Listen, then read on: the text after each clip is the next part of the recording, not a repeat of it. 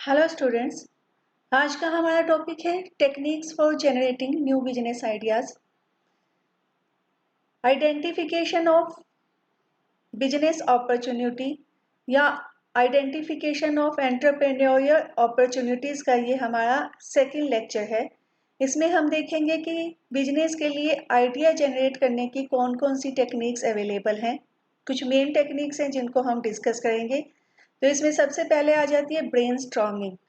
Brainstorming में क्या करते हैं हम, ये सबसे बेस्ट टेक्निक है और सबसे ज़्यादा यूज़ की जाती है जब भी हम क्रिएटिव थिंकिंग की बात करते हैं, यानी रचनात्मक विचारधारा की बात करते हैं। तो ये टूल जो है वो सबसे ज़्यादा यूज़ किया जाता है।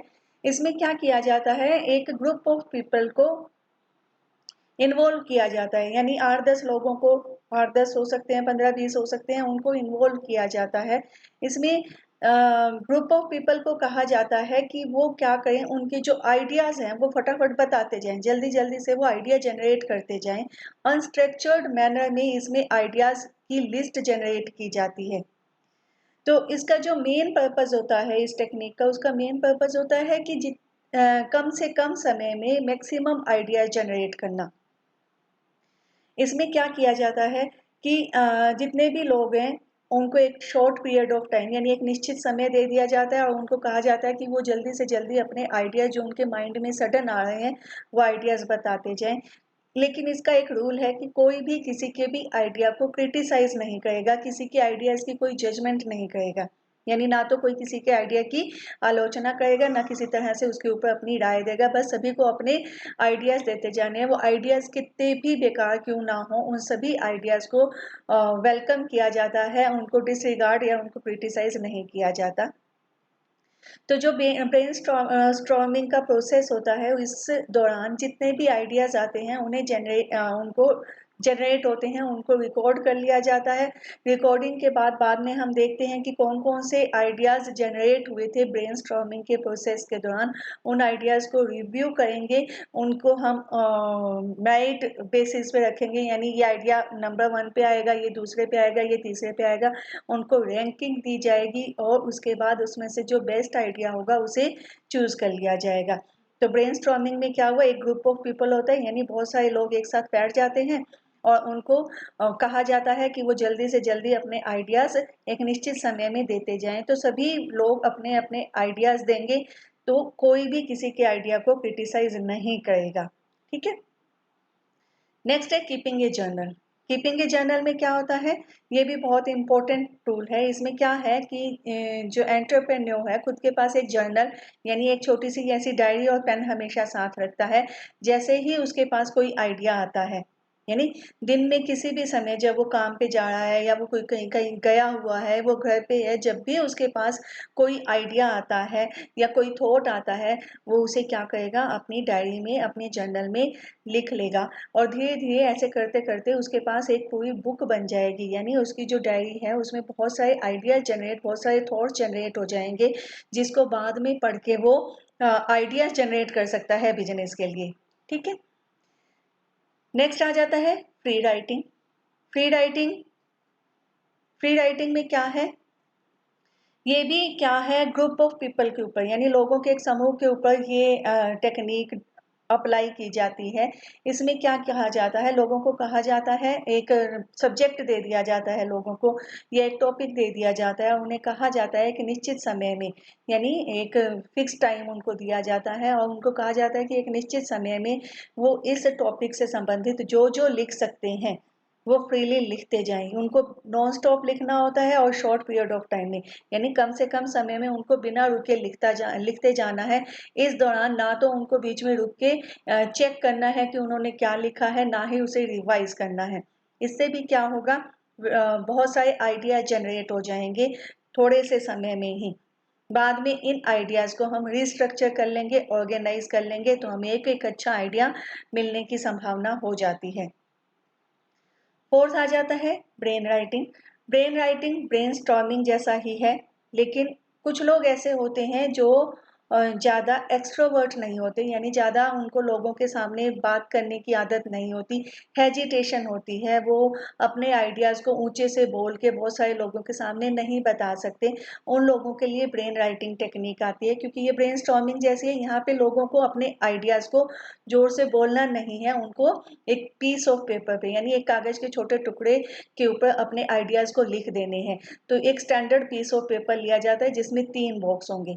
इसमें क्या किया जाता है, एक स्टैंडर्ड पीस ऑफ पेपर लिया जाता है जिसमें 3 बॉक्स होंगे। सबसे पहले पीस ऑफ पेपर के ऊपर, यानी कागज के टुकड़े के ऊपर क्या लिखी जाएगी, प्रॉब्लम स्टेटमेंट लिखी जाएगी। उस प्रॉब्लम के सोल्व करने के लिए क्या क्या आइडियाज होते हैं, हो सकते हैं। जितने भी लोग ग्रुप में बैठे होंगे उनको कहा जाएगा कि प्रॉब्लम को सोल्व करने के लिए 3 आइडियाज दो। जैसे पर्सन 1 जिसके पास सबसे पहले पेपर गया, तो वो क्या करेगा, अपने 3 आइडियाज लिखेगा। वो अपना फर्स्ट आइडिया फर्स्ट कॉलम में लिखेगा, फिर वो दूसरा आइडिया लिखेगा, फिर वो तीसरा आइडिया लिखेगा। उसके बाद ये पेपर कहाँ जाएगा, पर्सन बी के पास जाएगा। पर्सन बी फिर क्या करेगा, वो पहले पढ़ेगा कि इसमें क्या लिखा हुआ है, पर्सन ए ने क्या लिखा हुआ है। उसके बाद वो अपना खुद का आइडिया यहाँ लिखेगा। हो सकता है वो उसका नया आइडिया हो, या ऐसा भी हो सकता है दूसरा आइडिया उसका पर्सन ए के फर्स्ट आइडिया से को आगे उसने एक्सटेंड किया हो। यानी पर्सन 1 ने जो अपना आइडिया दिया था, पहला आइडिया दिया था, पर्सन बी ने उसे एक्सटेंड कर दिया हो। ऐसा भी हो सकता है उसने पर्सन ए के 2 या 3 आइडियाज को मिला के एक कॉम्बिनेशन के साथ एक नया आइडिया जनरेट कर दिया हो। इसके बाद पेपर कहाँ जाएगा, पर्सन सी के पास जाएगा। पर्सन सी अपनी कंट्रीब्यूशन देगा। वो खुद का अपना आइडिया दे सकता है, या फिर इस पेपर के ऊपर जो आइडियाज लिखे हुए हैं उन आइडियाज की मदद से वो नए आइडियाज भी जनरेट करके यहाँ पे टोटल 3 आइडियाज दे सकता है। ये प्रोसेस तब तक चलता रहेगा जब तक कि सभी व्यक्ति अपने अपने 3 आइडियाज नहीं दे देंगे। उसके बाद ये हमारे पास एक पूरी लिस्ट हो जाएगी बहुत सारे आइडियाज की, इसमें से कोई भी एक आइडिया हम चूज कर सकते हैं। ठीक है, ये था ब्रेन राइटिंग। नेक्स्ट आ जाता है हमारे पास माइंड मैपिंग। माइंड मैपिंग भी बहुत इफेक्टिव टूल है क्रिएटिव थिंकिंग के लिए। माइंड मैपिंग में क्या किया जाता है, एक विजुअल मैप बनाया जाता है, एक पिक्चर बनाई जाती है जो कि आइडियाज़ के बीच में रिलेशनशिप शो किया करता है। माइंड मैपिंग में क्या किया जाता है, जो भी आइडिया है उसे ड्रॉ किया जाता है, यानी उसका एक तरह से मैप बनाया जाता है, एक सेंट्रल फोकल पॉइंट होगा। जैसे यदि हम ये देखें, ये एक तरह से आपको मैप दिखाई दे रहा है। इसमें सेंट्रल फोकल पॉइंट यानी एक मेन हमारी प्रॉब्लम क्या है, एंटरप्रेन्योर ने अपना स्वॉट एनालिसिस करना है। स्वॉट एनालिसिस यानी उसकी स्ट्रेंथ क्या है, उसकी वीकनेस क्या है, थ्रेट क्या है, अपॉर्चुनिटी क्या है, उसने अपना स्वॉट एनालिसिस करना है। तो इसकी ब्रांचेज हो गई, स्वॉट एनालिसिस की क्या ब्रांचेज होगी, 4 ब्रांचेज होगी, एक तो स्ट्रेंथ, एक वीकनेस, एक थ्रेट और एक अपॉर्चुनिटीज। ठीक है, अब इन सब की अलग अलग सब ब्रांचेज होगी। जैसे स्ट्रेंथ, स्ट्रेंथ की बात हम करें तो वो क्या करेगा, स्टडी करेगा कि उसकी स्ट्रेंथ कौन कौन सी हैं। इस स्ट्रेंथ को वो 2 पार्ट्स में बांटेगा, उसकी इंटरनल स्ट्रेंथ कौन सी है और उसके एक्सटर्नल स्ट्रेंथ कौन सी है। इसके बाद वो एक्शन मोड में आएगा, अपनी स्ट्रेंथ को और इंक्रीज करने के लिए उसे क्या करना होगा, ये आ जाएगा एक्शन। तो हमारा मेन जो फोकल पॉइंट है वो क्या है, एंटरप्रेन्योर का स्वॉट एनालिसिस। इसकी जो ब्रांच है, फर्स्ट ब्रांच यदि हम देखें तो स्ट्रेंथ है। स्ट्रेंथ की 3 आगे सब ब्रांचेज हैं, इंटरनल, एक्सटर्नल और एक्शन। ऐसे ही वीकनेसेस की 3 ब्रांचेज हैं, इंटरनल वीकनेस, एक्सटर्नल वीकनेस और उसको दूर करने के लिए कौन कौन से एक्शन लिए जाएंगे। अपॉर्चुनिटी भी यही है, इंटरनल अपॉर्चुनिटी, एक्सटर्नल अपॉर्चुनिटी। इन अपॉर्चुनिटी को इकोनॉमिक प्रॉफिट लेने के लिए क्या क्या एक्शन लिए जाएंगे। इसी तरह से थ्रेट का आ जाएगा, इंटरनल थ्रेट, एक्सटर्नल थ्रेट और इन थ्रेट्स का सामना करने के लिए हम क्या करेंगे। तो ये पूरी तरह से आपका मैप बन जाएगा। तो ये मैप भी क्रिएटिव थिंकिंग में यूज होता है, आइडिया जनरेट करने में हेल्प करता है।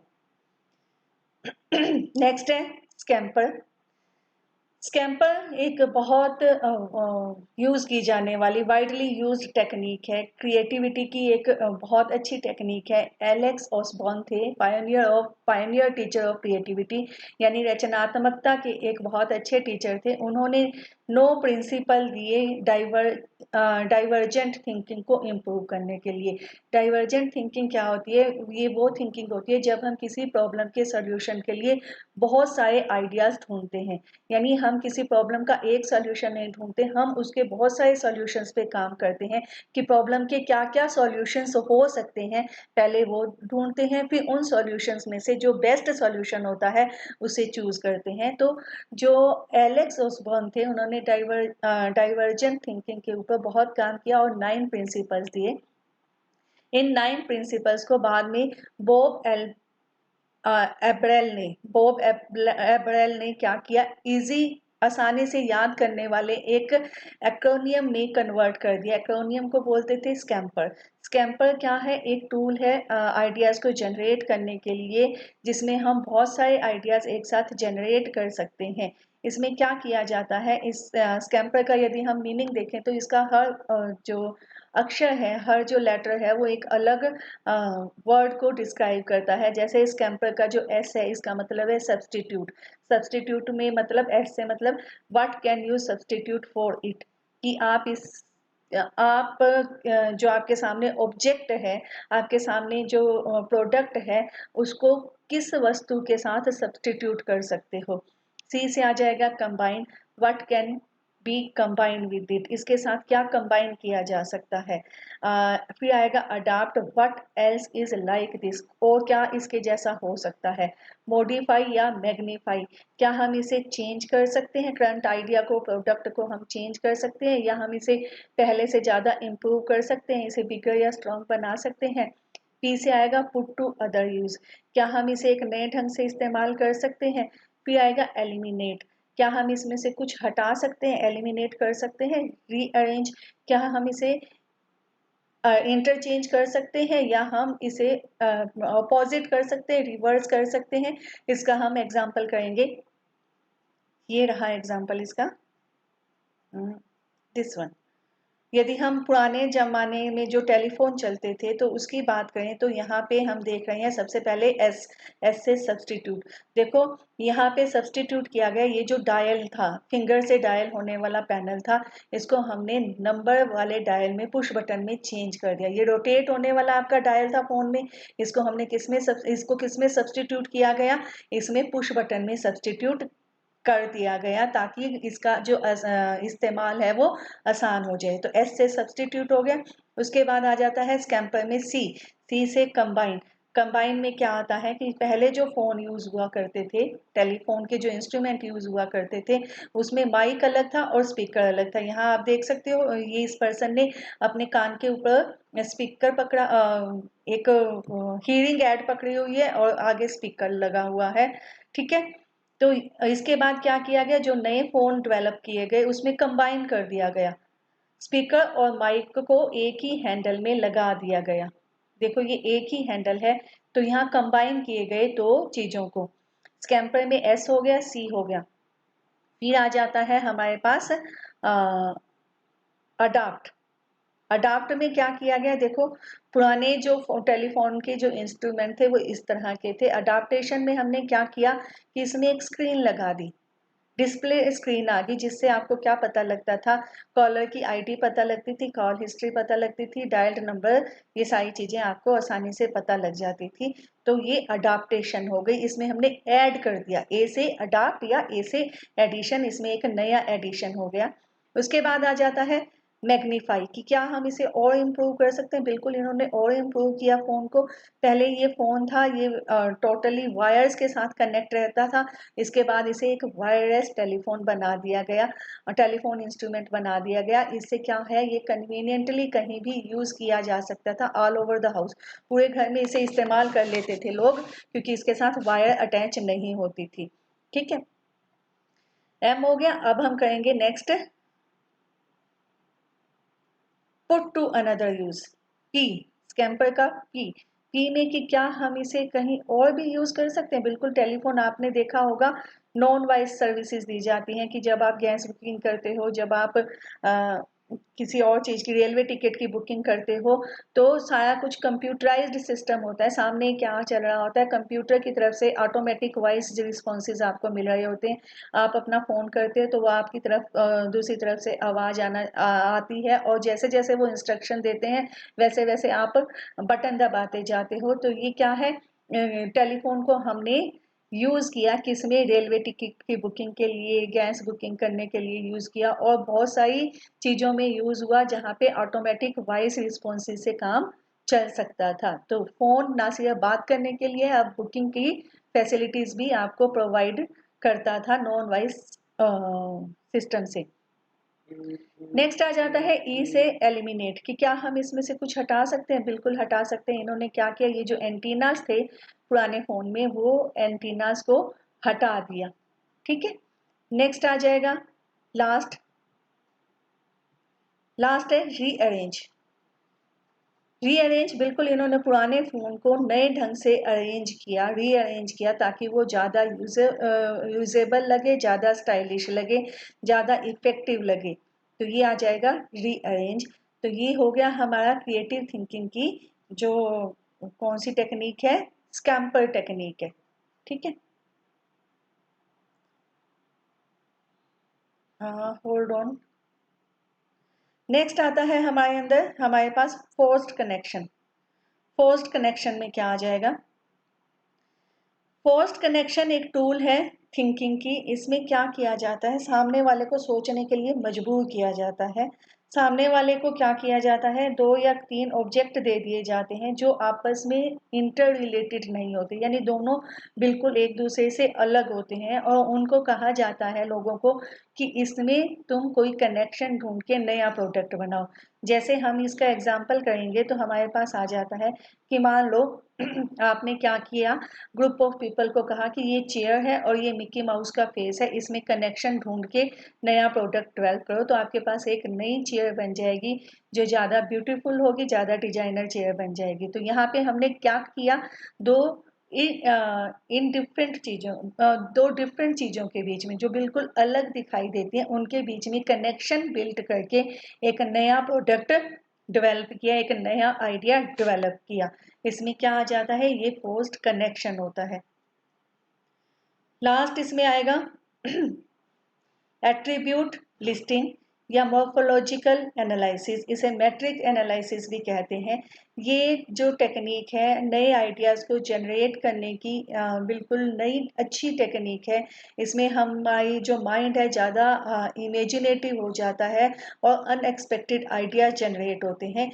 इसको हम क्या करेंगे कि सबसे पहले हम फर्स्ट स्टेप में क्या करेंगे, जो भी प्रोडक्ट या सर्विसेज या स्ट्रेटजी हम फॉलो करना चाहते हैं या उसकी एग्जामिनेशन करना चाहते हैं, सबसे पहले हम उसके जितने भी एट्रीब्यूट्स हैं यानी उसके जितने भी गुण हैं उनकी लिस्ट बना लेंगे।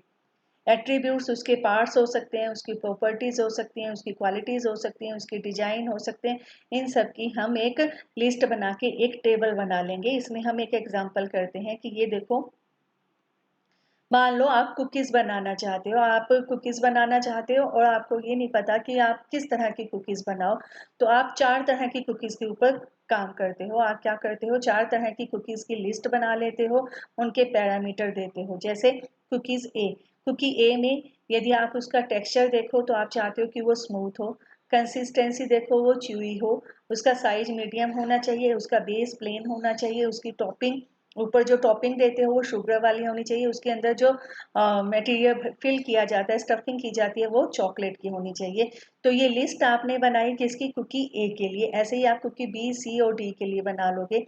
कुकी बी के लिए आपने बनाई, इसका टेक्सचर सॉफ्ट होना चाहिए, कंसिस्टेंसी गुई होनी चाहिए और साइज छोटा होना चाहिए, इसका बेस प्लेन रहना चाहिए, इसके ऊपर आपने कोई टॉपिंग नहीं देनी, लेकिन इसकी स्टफिंग जो है वो 150 और हैडा की होनी चाहिए।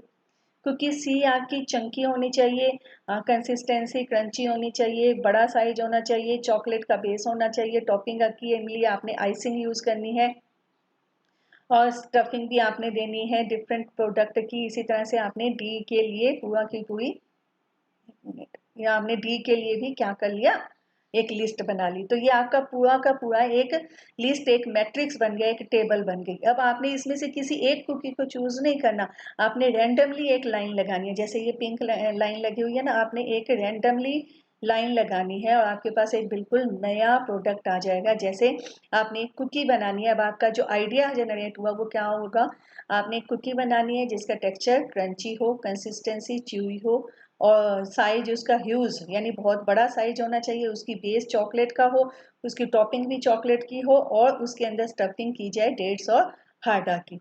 तो ये एक मेथड है जिसकी मदद से आप क्या कर सकते हो, नए आइडियाज जनरेट कर सकते हो। इसमें हम क्या करते हैं, प्रोडक्ट से रिलेटेड जितनी भी उसकी क्वालिटीज़ हैं, उसके एट्रीब्यूट्स हैं, उनको लिख के उनकी टेबल बना लेते हैं और रैंडमली चूज करते हुए एक नया प्रोडक्ट डेवलप कर देते हैं। ठीक है, तो यहीं तक था, ये था आपका techniques for generating new ideas. कल का हमारा टॉपिक रहेगा अपॉर्चुनिटी आइडेंटिफिकेशन एंड सिलेक्शन। आज के लिए इतना ही, थैंक यू।